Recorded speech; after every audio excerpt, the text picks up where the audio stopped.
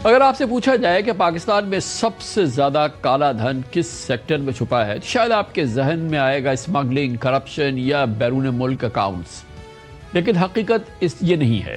حقیقت یہ ہے کہ پاکستان کی سب سے بڑی undocumented economy real estate sector کے اندر چھپی ہے۔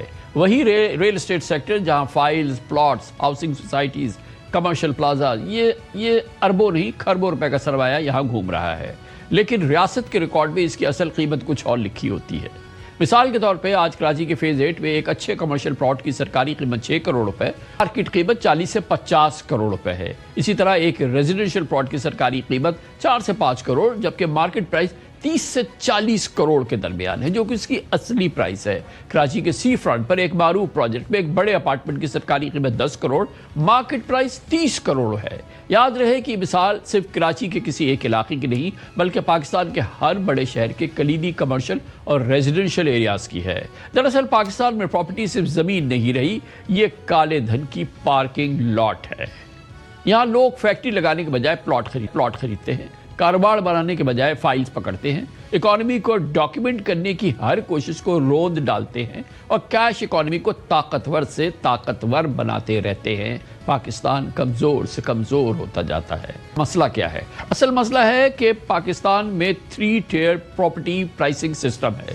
یہ ایک ایسا نظام ہے جس نے اکانومی کو 2 حصوں میں تقسیم کر دیا ہے۔ ایک طرف ڈاکیومنٹڈ پاکستان ہے تو دوسری جانب وہ پاکستان جو کاغذوں پر چل رہا ہے۔ پاکستان میں ایک ہی پراپرٹی کی 3 قیمتیں ہوتی ہیں: ڈی سی rate, F B R rate اور مارکیٹ ویلیو۔ پہلی ڈی سی ریٹ یعنی وہ قیمت جو صوبائی حکومتیں اسٹیمپ ڈیوٹی اور رجسٹری کے لیے مقرر کرتی ہیں۔ یہ سب سے پرانی اور عام طور پر سب سے کم ویلیویشن ہوتی ہے۔ دوسری آتی ہے ایف بی آر ریٹ، جو وفاقی حکومت نے 2016 میں اس لیے متعارف کروائی تھی تاکہ مارکیٹ ویلیو اور سرکاری قیمت کے درمیان فرق کم کیا جا سکے۔ اسی ویلیویشن پر capital gain tax, withholding tax اور دیگر وفاقی ٹیکسز کیلکولیٹ ہوتے ہیں۔ اور پھر آتی ہے تیسری اور اصل چیز، مارکیٹ ویلیو، یعنی وہ رقم جو حقیقت میں بائر اور سیلر کے درمیان طے ہوتی ہے۔ اور یہی وہ مقام ہے جہاں پاکستان کی اکانومی کا سب سے بڑا بلیک ہول شروع ہوتا ہے۔ مثال کے طور پر اگر کسی گھر کی اصل مارکیٹ قیمت 10 کروڑ روپے ہے، لیکن اس کی ایف بی آر ویلیویشن صرف 3 کروڑ روپے رکھی گئی ہے، تو باقی 7 کروڑ روپے کہاں جاتے ہیں؟ وہ کیش میں سیٹل ہوتے ہیں، وہ بینکنگ سسٹم سے باہر رہتے ہیں، وہ ٹیکس نیٹ سے باہر رہتے ہیں۔ یہی انڈاکومنٹڈ لیکویڈیٹی پاکستان کی شیڈو اکانومی کو زندہ رکھتی ہے۔ یہی بیک گراؤنڈ ہے کہ پاکستان کا ریل اسٹیٹ سیکٹر دہائیوں سے بلیک منی کے لیے سیف ہیون ہے۔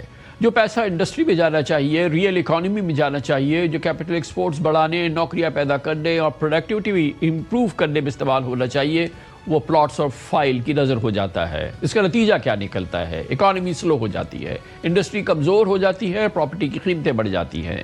آج پاکستان میں مڈل کلاس کے لیے گھر خریدنا خواب بنتا جا رہا ہے، کیونکہ پراپرٹی کی پرائسز ڈیمانڈ اور سپلائی سے نہیں بڑھ رہی، بلکہ انڈاکیومنٹڈ کیش انہیں مسلسل مہنگا کر رہا ہے۔ سوال اس نہج تک پہنچ چکی ہے کہ آئی ایم ایف بھی پاکستان کے ریل اسٹیٹ سیکٹر پر سوال اٹھاتا ہے۔ مئی 2026 میں آئی ایم ایف نے کہا کہ پاکستان میں مشکوک پراپرٹی لین دین کی رپورٹنگ تسلی بخش نہیں۔ آئی ایم ایف پاکستان پر زور دے رہا ہے کہ پراپرٹی کے اصل مالکان کی معلومات واضح کی جائیں، کیش کے بڑے لین دین کو محدود کیا جائے اور پراپرٹی کو سیکٹر کو زیادہ ان ڈاکیومنٹ نہ ہونے دیا جائے، بلکہ اس کو ڈاکیومنٹڈ بنایا جائے۔ دوسری جانب ایف بی آر پر بھی پریشر بڑھ رہا ہے کہ وہ کچھ کر کے دکھائے، مگر کیش کا بازار گرم ہے۔ آج پاکستان میں 11.5 ٹریلین 11.5 کھرب روپے کی کرنسی ان سرکولیشن ہے، جبکہ پاکستان میں ایک ہی پراپرٹی کی 3 الگ قیمتیں موجود رہیں گی۔ جب تک ایسا رہے گا تب تک انڈاکیومنٹڈ اکانومی ختم نہیں ہوگی۔ دلچسپ بات یہ ہے کہ خود حکومت بھی کبھی کبھی مارکیٹ ایکٹیویٹی بڑھانے کے لیے ویلیویشنز کم کر دیتی ہے۔ حکومت بھی آتی ہے ڈاکیومنٹڈ اکانومی کو بڑھانے کے لیے نہیں، مگر اگر ڈاکیومنٹڈ اکانومی جان پکڑ رہی ہو تو اس کو کمزور کرنے کے لیے پراپرٹی کی ویلیویشنز کم کر دیتی ہے۔ حال ہی میں اسلام آباد کے کئی سیکٹرز میں ایف بی آر ویلیویشنز میں سے 10 سے 35% تک کمی کی گئی تاکہ پراپرٹی مارکیٹ گرم ہو سکے، لیکن یہاں ایک بڑا تضاد پیدا ہوتا ہے۔ ایک طرف ریاست کہتی ہے کہ ڈاکیومنٹیشن بڑھاؤ اور دوسری جانب ویلیویشنز کم کر کے مارکیٹ کو گرم کرنا چاہتی ہے۔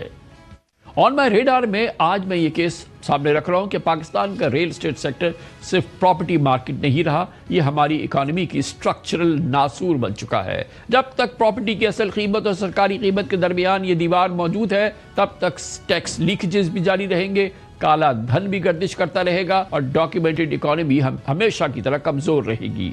पाकिस्तान को सिर्फ नए टैक्स नहीं, एक ऑनेस्ट वैल्यूएशन सिस्टम भी चाहिए, क्योंकि इकोनॉमी सिर्फ प्लॉटों से नहीं, प्रोडक्शन, इंडस्ट्री, ट्रांसपेरेंसी और ट्रस्ट से मजबूत होती है। पर बहुत अहम मौजू, इस पर बात करने के लिए मैंने दावत दी। हमारे साथ हैं जनाब Mohammad Suhail, chief executive officer हैं टॉप लाइन सिक्योरिटीज़ के, बिजनेस अफेयर्स, कॉर्पोरेट अफेयर्स के माहिर हैं, और ख़ास तौर पर मैंने दावत दी जनाब हसन बख्शी को भी, जो कि चेयरमैन है association of builders and developers आबाद के। बहुत बहुत शुक्रिया। सुहेल भाई, है ना बहुत क्रिटिकल इशू हमारी अनडॉक्यूमेंटेड इकोनॉमी की, हमारी कैश इकोनॉमी की, और रियल एस्टेट सेक्टर, क्योंकि इसमें बराह रास्त गवर्नमेंट की इन्वॉल्वमेंट, गवर्नमेंट के पेट्रोनेज के बगैर ये काम चल नहीं सकता, क्योंकि प्राइसेस और ये रेट्स और ये स्लैब्स जो हैं, ये गवर्नमेंट, ये एफबीआर जो है इसका तयन करती है।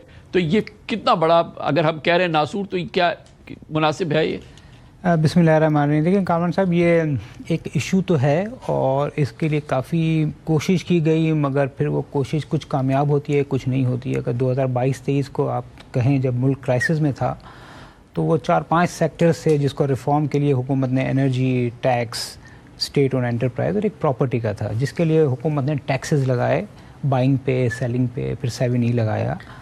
तो हुकूमत ने इंटरफेरेंस तो की है, मगर वो जब की है कि जब क्राइसिस आया है, तो एक रेगुलर, जिसको हम कहते हैं ना रेगुलेटर, वो होता है कि वो हर वक्त एक्टिव रहे।